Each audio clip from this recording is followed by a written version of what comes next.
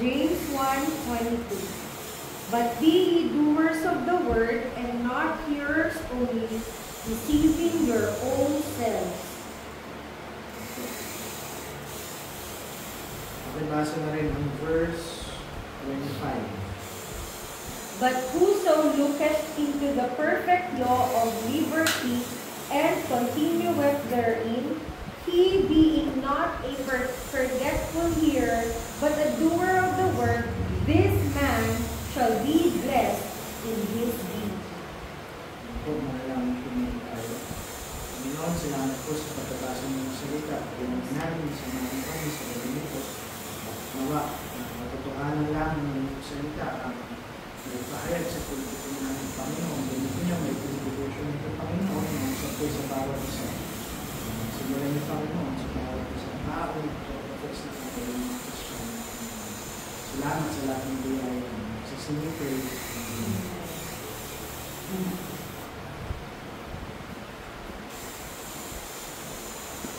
One of the most common sights sa ating kapanahunan, lalo na sa mga Christian denomination, ay technically makinig ng mga salita ng ating Panginoon.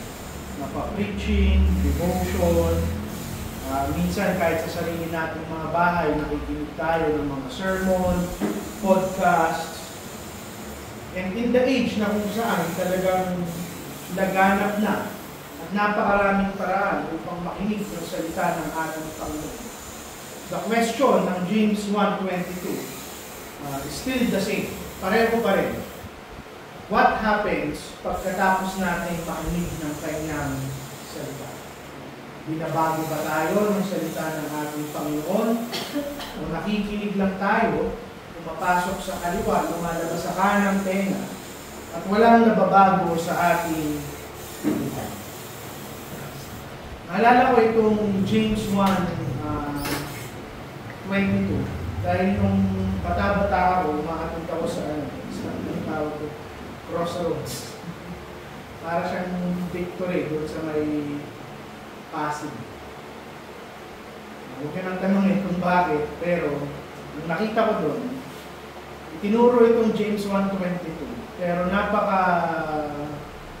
kabaliktaran yung mapapansin mo, in the sense na itinuro to, pero yung mga taong pumasok doon, paglabas, ganun pa rin.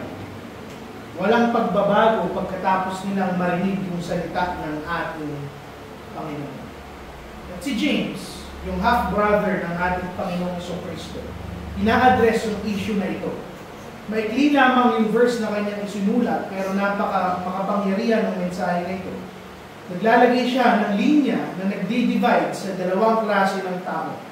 Yung mga taong nakikinig ng salita ng Panginoon at yung mga taong hindi lamang nakikinig pero sumusunod sa salita ng ating Panginoon.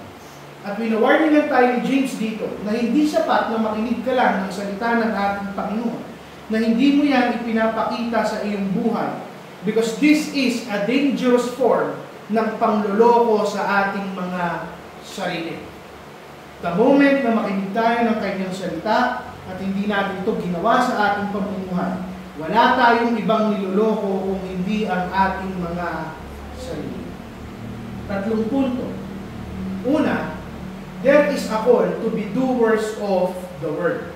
Pangalawa, sinasabi dito ni James yung danger of being a hearer of the word.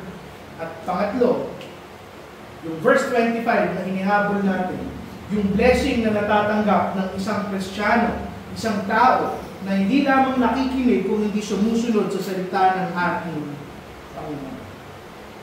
Malinaw dito sa verse 22, ang sabi, but be ye doers of the word. From here, we see that God expects obedience.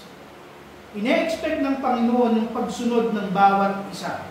Meaning, yung Biblia na ating inaaral, binabasa, itinuturo, pinapakinggan, hindi yan libro na compilation lang ng suggestion ng ating Panginoon o mga magagandang turo lamang. Sinasabi niya sa atin ni James that it is the word of the living God. Na every time na binubuksan mo yung Biblia, hindi lamang turo yung inaaral mo, pero naririnig mo yung boses mismo ng ating Panginoon. At yung expectation sa atin ng ating Panginoon, it's not simply to admire yung kanyang salita. It's not simply to understand yung salita niya o ng intellectual level o memoryahin lang yung kanyang mga salita. Ang expectation niya, sundin natin yung lahat ng kanyang sinasabi. Ang sabi ni John, sa John 14:15, if you love me, keep my commandments. Meaning, yung pag-ibig natin sa ating Panginoon, proven yan nang hindi gaano karami yung alam natin, pero kung sa gaano tayo sumusunod sa kanyang salita. Ang sabihin natin, mahal natin ang ating Panginoong Jesucristo, while we ignore yung kanyang salita, wala yang katotohanan. Yung totoong discipleship, it is shown in doing kung ano ang sinasabi ng ating Panginoon. Now, may implication din yan. If God expects obedience, this means that Christianity is not passive.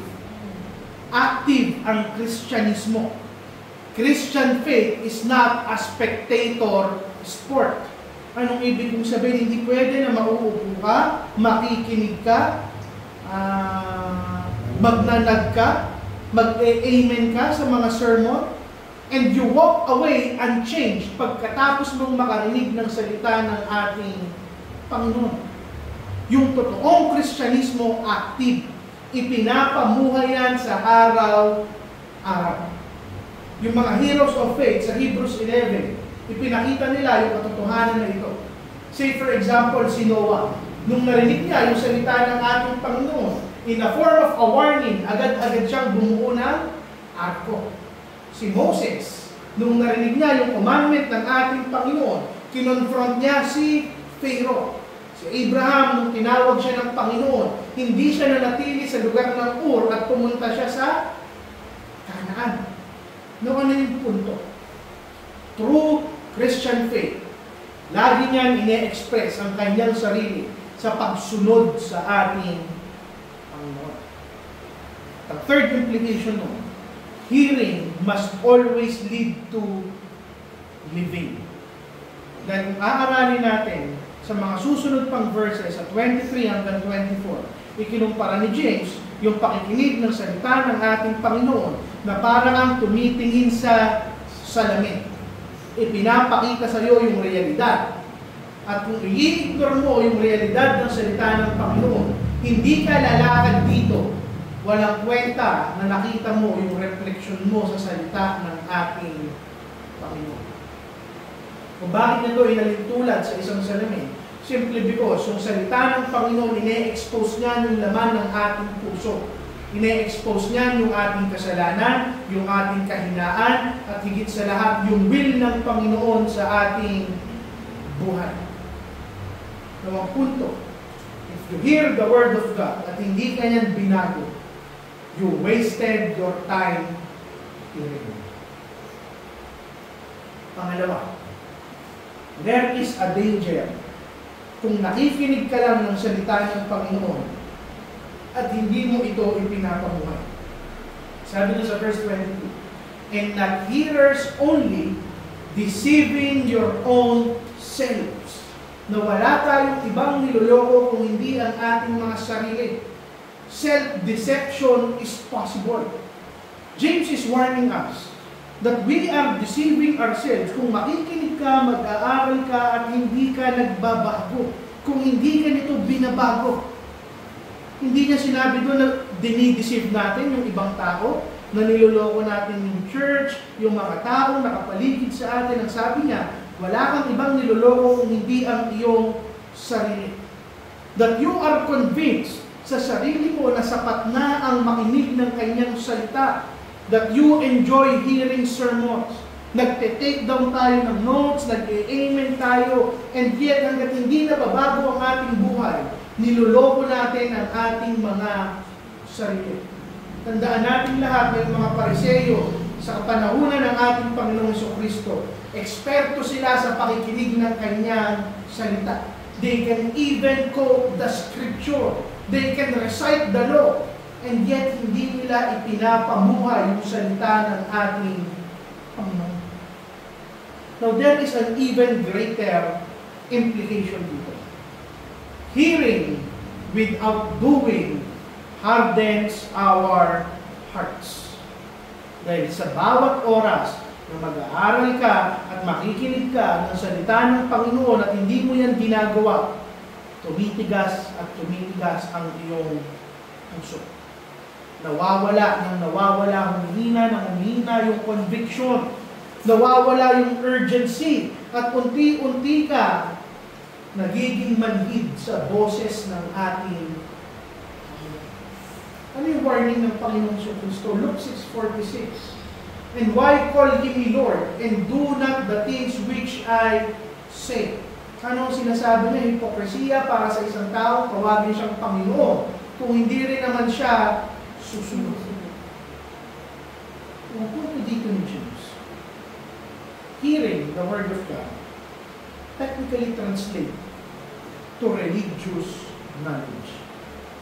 Religious knowledge without obedience is dangerous. Because knowledge is not the same as transformation. Pwede kang mag-aral ng medisina, pwede mong alam yung information patungkol sa lahat ng sakit, pero kung hindi ka iinom ng gamot, you remain sick. Likewise, knowing the Bible without obedience, there will be no salvation, no holiness, no blessing. Dahil no, yung parable of the wise and the foolish builder, bago nila ginawa yung kanilang tahanan, Pareho nilang narinig yung salita ng ating Panginoon. The only difference is yung isa sumunod, yung isa hindi niya sinunod yung narinig niyang salita. Now, yung pangatlong main point natin, may pangako pa rin naman ang Panginoon. There is blessing to those who obey. Verse 25, but whoso looketh into the perfect law of liberty and continueth therein, this man shall be blessed in his deed. At ano yung blessing dito? Obedience brings transformation sa bawat isa. The only way to be sanctified is to be both a hearer and doer of the word. When you act sa salita ng Panginoon, kapag sumunod ka, ito yung maghuhubog sa atin. Ito yung papakita sa atin na unti-unti tayo nagiging imahe ng ating Panginoong Hesukristo. Obedience is the path to sanctification. Galatians 5:22-23, Franco, ano yun? But the fruit,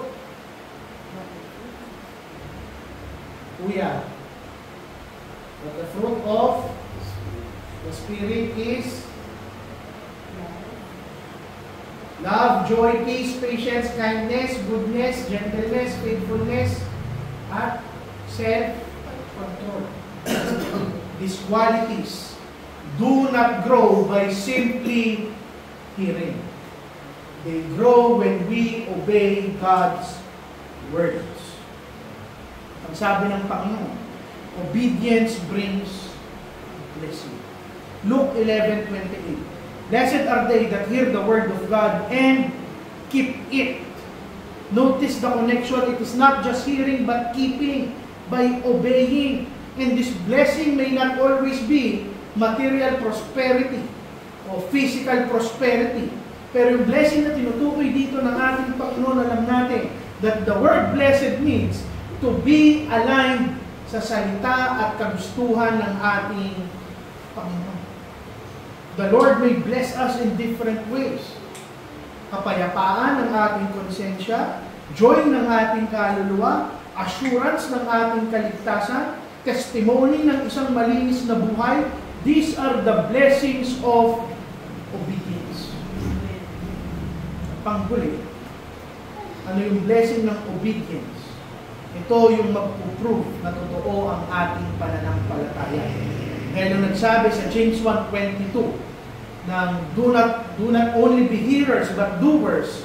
Siya rin yung nagsulat ng James 2:26. Faith without works is dead. Alam natin lahat that works do not save. Pero yan yung nagpapatunay ng realidad ng ating pananampalataya. Dahil ang isang puno, makikilala mo siya sa kanyang bunga. A Christian should be known by his obedience. So malinaw sa ating devotion that God is calling us to obedience. Hindi sapat na makinig ka kung hindi sumunod ka sa ating Panginoon. Kung makikinig ka lang at wala kang pagsunod, it is dangerous dahil wala kang ibang niloloko kung hindi ang iyong sarili at pinapatigas mo ang iyong sariling puso. Pangatlo, unawaan natin that obedience brings blessing. Nawang punto lang ng devotion natin. The question for each of us is this. Hindi naman yung buong Biblia ay hindi natin sinusunod. Pero iba-iba tayo. There are parts of God's Word that we are hearing but not doing. Hindi natin kayang i-generalize. Maaaring pagpatawad sa taong nagkamali sa atin. Maybe it is loving our neighbor. Maybe it's do not be greedy. Maybe it's giving up a sin na pinupoint out sa atin ng Panginoon pero hindi natin binibitawan. Or maybe we cannot step out or step up para maglingkod sa ating Panginoon. But whatever it is, the Word of God is clear sa gabi nito. Do not just hear, but do the Word of God. Huwag lang natin i-admire yung katotohanan, ipamuhay natin yung katotohanan. Huwag lang tayong tumango in agreement sa mga salita ng Panginoon. Let us put it into practice. Dahil the moment that you do God's Word, dito pa rin naging realidad yung katotohanan ng kanyang salita sa ating buhay. Diyan muna natin tapusin ang ating devotion. Off na muna natin.